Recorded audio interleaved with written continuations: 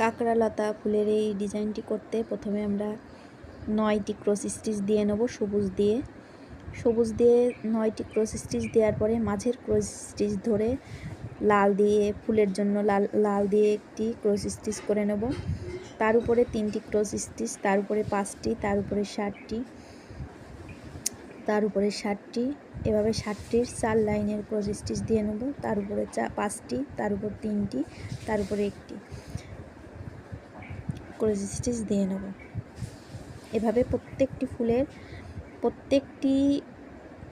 ফুলের পাপড়ি ঠিক করে নেব। 4টা ফুলের পাপড়ি এভাবে করে নেব। আমি আরেকবার বলছি, প্রথমে একটি লাল দিয়ে নেব, মাঝের ক্রস স্টিচের সাথ ধরে একটি ক্রস স্টিচ, তার উপরে 3টি, তার উপরে 5টি, তার উপরে 60টির 4 লাইন এবং 4 লাইন 60টি 4 লাইন শেষ হলে আবার একটি করে কমিয়ে এক ঘর করে দুদিক থেকে কমিয়ে দেব।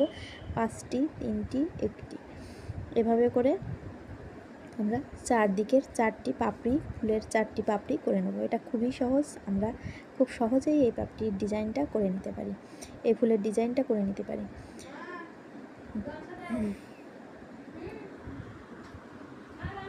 দ্বিতীয় পর্বে আমি এর কাঁকড়ার দাঁড়াটা শিখিয়ে দেব।